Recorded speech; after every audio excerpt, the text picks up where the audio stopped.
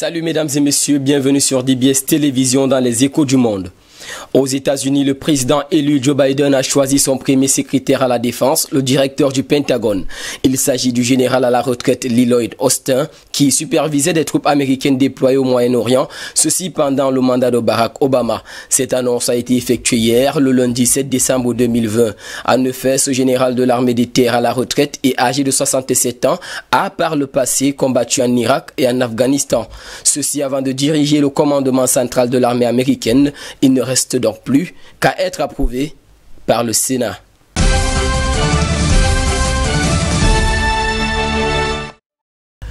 Toujours aux États-Unis, le Nigeria a été ajouté hier, le lundi 7 décembre 2020, sur la liste noire de l'administration américaine.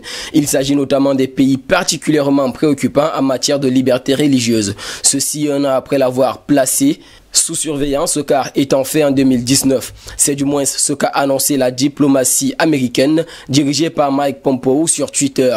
Sur ce réseau social, il a précisé, je cite, « Le soutien des États-Unis à la liberté de religion est inébranlable. La liste noire annuelle montre que quand la liberté religieuse est menacée, nous agissons. Les autres pays de la liste noire des États-Unis sont les mêmes qu'en 2019, parmi lesquels l'Arabie Saoudite, la Birmanie, la Chine, la Corée du Nord, l'Érythrée, l'Iran, le Pakistan, le Tadjikistan et puis enfin le Turkménistan. Le Soudan, pour sa part, a été retiré l'année dernière de la liste noire du pays, particulièrement préoccupant pour les États-Unis. Dans son dernier rapport sur la liberté religieuse dans le monde publié en juin, notons que le département d'État américain relevait des tensions entre les autorités et les groupes chiites radicaux mouvement islamiste du Nigeria, dont les manifestants sont régulièrement reprimés dans le sang. Il relevait que l'interdiction de cette organisation l'an dernier avait été dénoncée par l'église catholique nigériane qui voit une menace pour la liberté des religions en général. Toutefois, rappelons que l'inscription sur la liste noire peut ouvrir la voie à des sanctions, notamment au retrait de l'aide financière du gouvernement américain si les pays désignés ne prennent pas des mesures pour corriger les entraves à la liberté religieuse qui leur sont reprochées par Washington.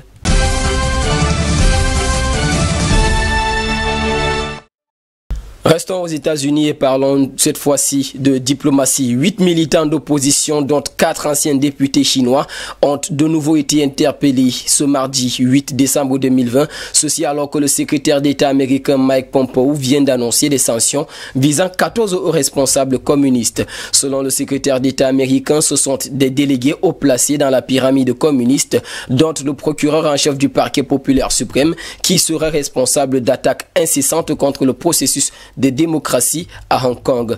Rappelons que ce n'est pas la première fois que la Maison-Blanche personnalise ainsi ses sanctions contre le régime.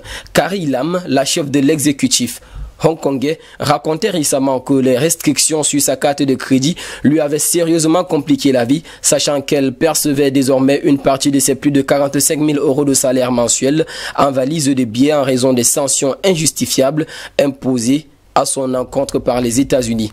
De son côté, la diplomatie chinoise, il faut le marteler, prévoit les contre-mesures à ces sanctions.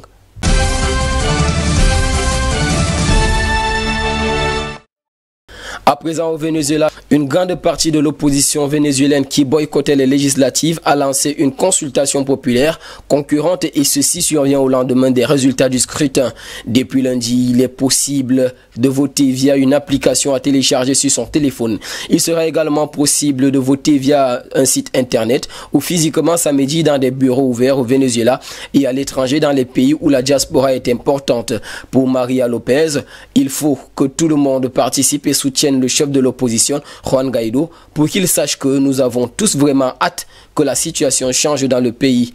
Pour d'autres également, c'est ce que les Vénézuéliens vont faire avec cette consultation, mettre en lumière la nécessité d'une aide internationale pour pouvoir un jour organiser des élections libres, justes et vérifiables, explique cette dernière. Nous avons besoin que ces 60 pays qui se sont coordonnés avec Juan Guaido soutiennent le Venezuela.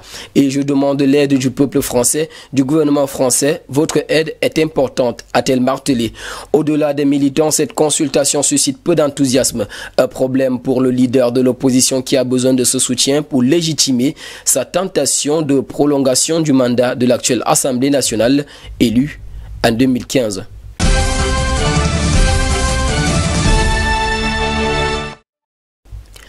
À présent au Canada, un campement de sans-abri a été démantelé à Montréal. Notons ici que c'est la capitale du pays. Ces personnes sans logis vivaient depuis le mois de juillet dans des tentes le long d'une voie rapide et ce malgré le froid. En effet, la découverte du dit campement a été occasionnée par l'incendie d'une tente survenue dans la nuit de samedi à dimanche. À Montréal, le prix des logements ne cesse de grimper, obligeant les milliers de personnes à se retourner vers les refuges d'urgence. Contraint par la police de quitter le campement, un sexagénaire qui a planté sa tente en juillet le long de la route Notre-Dame a exprimé son indignation. Je cite ses propos. « Est-ce qu'on est des criminels ? J'aurais aimé que tout le monde ici soit traité de façon humaine, dignement, que chacun ici ait un HLM, c'est une urgence. En attendant donc que les pouvoirs publics débloquent les fonds nécessaires, des mesures d'urgence sont mises en place, ceci en vue d'augmenter des lits disponibles en refuge cet hiver. »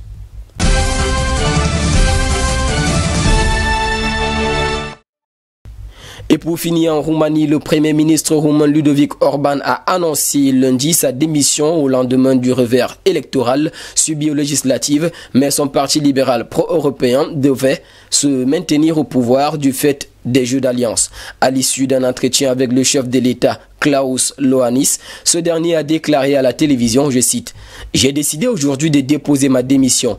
Ma démission a un but précis, permettre le lancement des négociations en vue de la formation du futur gouvernement. » De ce fait, le président Iohannis a aussitôt pris acte de cette décision et a nommé le ministre de la Défense Nicolae Siuka à l'intérim. Il convoquera dans les jours à venir des consultations dans le but de composer une coalition de centre-droit malgré la victoire inattendue des sociodémocrates du PSD qui ont eu 30% aux élections devant les libéraux du PNL qui ont eu de leur côté 25%. Rappelons qu'Obran, âgé de 57 ans, avait été nommé Premier ministre en novembre 2019 à l'issue d'une motion de censure qui avait renversé le gouvernement social-démocrate sur fond de contestation massive dans la rue et de critiques de Bruxelles visant des atteintes à l'état de droit. Messieurs et dames, c'est sur cette note d'actualité que nous mettrons un thème à cette deuxième édition de la Semaine des Échos du Monde sur DBS Télévision. En compagnie de nos programmes, nous vous souhaitons de passer une agréable soirée.